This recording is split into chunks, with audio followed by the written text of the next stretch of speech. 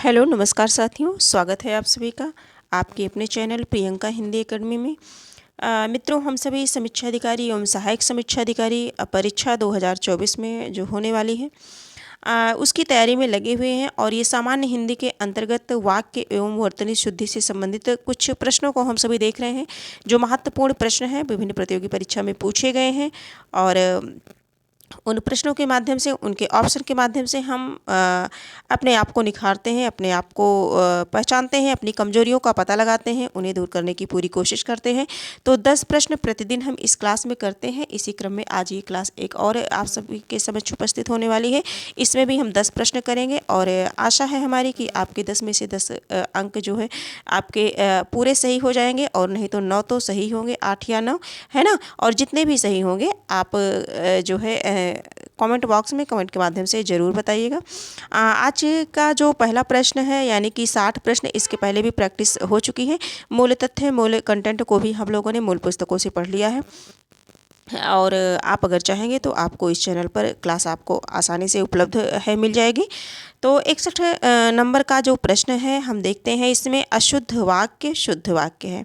अब इसमें जो है, उसने अपनी कमाई का अधिकांश भाग व्यर्थ गंवा दिया। और अधिकांश भाग, ये प्रश्न हम सभी पहले भी देख चुके हैं इस तरह का।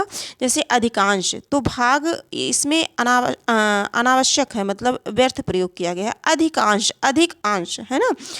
अधिक अंश, तो मतलब ये भाग इसी में सम्मिलित है, तो भाग लिखने की आवश्यकता नहीं है।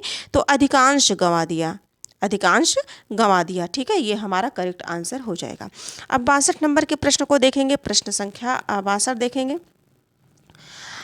इस मुझे इसका अधिकांश भाग मिला, इसमें भी वही है ना।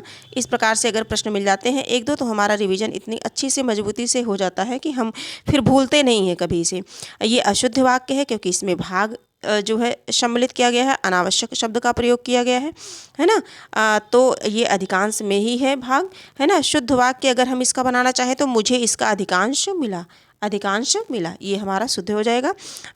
63 नंबर के प्रश्न की चर्चा अगर हम सभी करें तो देखते हैं, निम्नलिखित में से कौन सा वाक्य सही है। सही वाक्य को हम सभी को पहचानना है और उन्हें जो है देखना है कौन सा है। श्री राम 14 वर्ष के बाद वन से वापस लौटे, है ना, वापस लौटे, ध्यान देंगे यहाँ। श्री राम 14 वर्ष के बाद वनवास से वापस लौटे, वापस और लौटना, ठीक है, ये दोनों जो है वापस आना, लौटना, दोनों एक ही संकेत दे रहे हैं। श्री राम 14 वर्ष बाद वन से वापस लौटे, श्री राम 14 वर्ष के बाद वन से लौटे।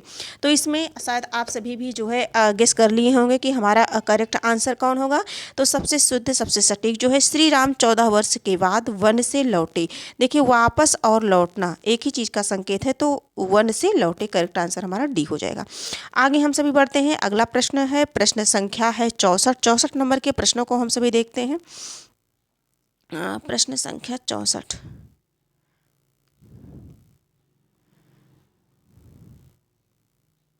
हाँ, 64 नंबर का जो प्रश्न है, निम्नलिखित में से शुद्ध वाक्य है। निम्नलिखित में से शुद्ध वाक्य है। तो शुद्ध वाक्य की पहचान करना है। यह रुमाल अच्छी है, उसकी दही खट्टी है, दही खट्टी है। तो दही क्या होता है, जो है दही पुल्लिंग शब्द है ना, जिससे पुरुष जाति का बोध होता है, उसे पुल्लिंग कहते हैं। देखिए, लिंग, स्त्रीलिंग और पुल्लिंग दो ही है हिंदी में। संस्कृत में 3 है, नपुंसक लिंग एक ऐड कर दिया गया है, जोड़ दिया गया है। 3 है संस्कृत में, बट हिंदी में तो 2 ही है ना। तो दही उसकी दही खट्टी है, तो दही जो है खट्टा होता है, यानी कि पुल्लिंग है। कई हाथियाँ जा रही हैं, है ना, उसका मकान बहुत अच्छा है। तो शायद आप समझ पा रहे होंगे, यह रुमाल अच्छी है। तो इसमें जो करेक्ट आंसर है, यानी कि जो शुद्ध वाक्य है, उसे हमें पहचानना है। तो शुद्ध वाक्य जो है हो जाएगा, जैसे जो रुमाल है, रुमाल जो है पुल्लिंग है, तो अच्छी है नहीं बल्कि क्या हो जाएगा, अच्छा है। रुमाल जो है पुल्लिंग है, अच्छी नहीं बल्कि अच्छा हो जाएगा, ठीक है। तो इसलिए ये गलत हो गया। उसकी दही खट्टा, दही जो है खट्टा होता है, खट्टी के स्थान पर खट्टा होगा, ठीक। कई हाथियाँ जा रही हैं, कई हाथियाँ जा रही हैं, ये भी लिंग संबंधी अशुद्धियाँ हैं इसमें। और अब हमारा करेक्ट आंसर बच गया डी, और डी ही हमारा ऑप्शन राइट है। अगले प्रश्न पर हम चलते हैं। प्रश्न संख्या 65 देखते हैं। निम्नलिखित में से शुद्ध वाक्य है, शुद्ध वाक्य का चयन करना है। डॉक्टर गुप्ता हमारे प्रभारी हैं। देखिए वर्तनी शुद्धि त्रुटि है इसमें। प्रभारी आप जानते भी होंगे, परिचित भी होंगे, ये इस तरह से प्रभारी लिखा जाता है। आज मैं 31 वर्ष का हो गया हूँ, है ना।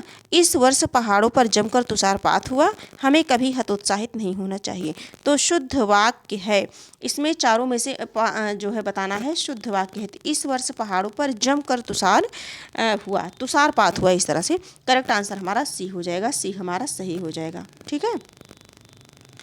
और जैसे इसमें है 31 है, तो 31 नहीं बल्कि 31 होगा। इस तरह से अगर हम करेक्ट लिखना चाहें तो 31 इस तरह से लिखा जाएगा।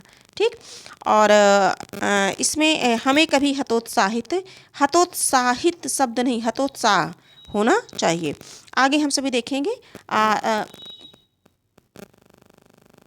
आगे हम सभी देखते हैं अगले प्रश्न पर 66 नंबर के प्रश्न पर चलते हैं।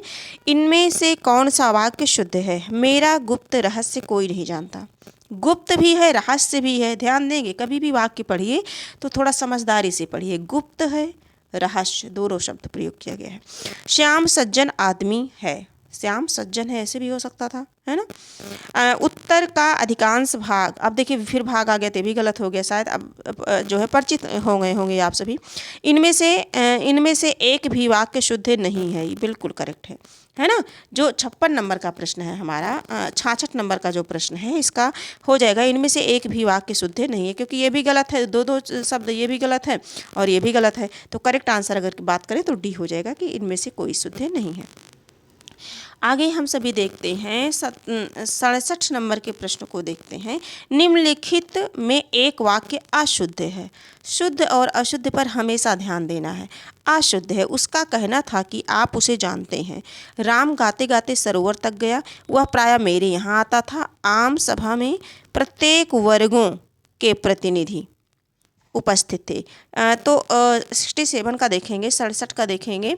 इसमें आम सभा में प्रत्येक वर्गों के प्रतिनिधि उपस्थित थे। करेक्ट आंसर हमारा डी हो जाएगा। ठीक है, डी हो जाएगा। प्रत्येक वर्गों के नहीं बल्कि वर्ग होगा। क्या होगा? वर्ग होगा। प्रत्येक की बात हो रही है ना, प्रत्येक वर्गों नहीं बल्कि वर्ग होगा। तो इस प्रकार से हो गया। 68 नंबर के प्रश्न को देखते हैं। निम्नलिखित में से कौन सा वाक्य अशुद्ध है? निम्नलिखित में से कौन सा वाक्य अशुद्ध है? कवि ने संपादक को एक कविता भेजी। अध्यापक ने शिष्य से प्रश्न पूछा। बच्चे ने कहा था पर आपने नहीं सुना। अमित ने जेब से 10 रुपए का नोट निकाला। तो इसमें 68 नंबर के प्रश्न में हमें करेक्ट आंसर बताना है। तो ये जो अशुद्ध बताना है तो अध्यापका नहीं होता, या तो अध्यापक होगा या तो अध्यापिका होगा। यही हमारा शुद्ध आंसर होगा क्योंकि ये अशुद्ध है। ठीक है, तो अशुद्ध पूछा है तो करेक्ट आंसर भी होगा। आगे देखेंगे 69 नंबर के प्रश्न को देखेंगे। निम्नलिखित वाक्यों में एक वाक्य शुद्ध है, तो इसमें देखना है कि कौन सा शुद्ध है। पेड़ की पत्ता गिरी बिल्कुल गलत है ना, तुरंत समझ जाएंगे। बी देखेंगे, पेड़ में से पत्ता गिरा, ये भी गलत है। में से, है ना। पत्ता गिरा पड़ा पेड़ों से, ये भी गलत है। अब देखिए कभी कभी बिल्कुल ज़्यादा जो है टाइम नहीं लगाना पड़ता है, अपने आप वाक्य मिल जाता है। पेड़ से पत्ता गिरा, करेक्ट आंसर हमारा डी हो जाएगा। और 70 नंबर का प्रश्न है जो इस क्लास का आखिरी प्रश्न है। निम्नलिखित में से एक वाक्य त्रुटिपूर्ण है। कौन सा त्रुटिपूर्ण है उसे हम सभी को पता लगाना है। संभवतः मैं रविवार को आ जाऊंगा। जीती मक्खी निगली नहीं जाती। विद्या सदैव, देखिए त्रुटिपूर्ण है, सदैव नहीं होता बल्कि सदैव होता है। सदैव ऐ की मात्रा होती है इस तरह से, सदैव, है ना। तो ऐसी सी छोटी छोटी चीज़ों को पकड़ना होता है, इनसे हमारे प्रश्न जो है सही बनते हैं, है ना। ये हम सभी को भ्रमित करने के लिए जो है, परखने के लिए दे दिया जाता है एग्ज़ाम में कि कहाँ तक जो है हम सभी जो है ध्यान देते हैं प्रश्नों पर। तो सदैव साथ रहने वाला धन होता है। मुझे आशंका है कि निष्पक्ष चुनाव नहीं हो पाएगा। ठीक है, तो त्रुटिपूर्ण देखना है जो 70 नंबर का प्रश्न है। अगर इसका करेक्ट आंसर करें तो करेक्ट आंसर हमारा सी हो जाएगा। सी हमारा करेक्ट आंसर हो जाएगा। तो आज हम लोगों ने 60 से लेकर के 70 प्रश्नों को किया, मतलब 60 से लेकर के 70 प्रश्नों को, जैसा कि जानते हैं 10 प्रश्न हम सभी प्रतिदिन करते हैं। तो प्रतिदिन की तरह आज भी हम सभी 10 प्रश्नों को किए हैं। और इनमें आपके कितने प्रश्न सही होते हैं जो है आप कमेंट बॉक्स में ज़रूर बताइएगा। इससे हमारा भी आत्मविश्वास बढ़ता है, उत्साह उत्साहवर्धन होता है और हमें जो है आंतरिक रूप से खुशी मिलती है कि हाँ, आप लोग जो है सही कर पा रहे हैं, देख पा रहे हैं मेरी क्लास भी और मेरी बातों को भी समझ पा रहे हैं। आज की क्लास यहीं तक है, फिर हम मिलेंगे नए प्रश्नों के साथ मिलेंगे। इसी तरह से अब हम सभी जो है प्रैक्टिस करते रहेंगे। कुछ कुछ प्रश्नों के माध्यम से हम सीखेंगे।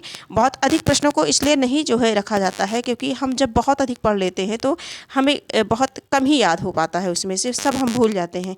हम बिल्कुल कम पढ़ेंगे, थोड़ा पढ़ेंगे, जितना पढ़ेंगे। अगर ये क्लास 1 से 2 बार अगर स्पीड बढ़ा के भी आप अगर देख लेते हैं तो पूरा जो है विश्वास है मुझे कि जितने भी प्रश्न हैं ये प्रश्न आपको इनमें से प्रश्न आपको मिलेंगे और आप चाहे जिस परीक्षा की तैयारी कर रहे होंगे जिनमें सामान्य हिंदी के अंतर्गत प्रश्न बनते हैं उनमें ये प्रश्न कहीं ना कहीं आपको अवश्य देखने को मिलेगा क्योंकि जितने भी प्रश्न हैं बहुत ही इंपॉर्टेंट है। मोस्ट इंपॉर्टेंट प्रश्नों को इसमें सम्मिलित किया जाता है। जैसा कि आप जानते हैं घटना चक्र पूर्वावलोकन से हम सभी करते हैं और उसमें जो है विभिन्न प्रतियोगी परीक्षाओं के प्रश्न रहते हैं जिनमें से परीक्षा में बार बार प्रश्न रिपीट भी होते हैं, है ना। तो आज की क्लास यहीं तक है, फिर हम मिलेंगे आपको एक नए प्रश्न के साथ, नई क्लास के साथ। तब तक के लिए धन्यवाद।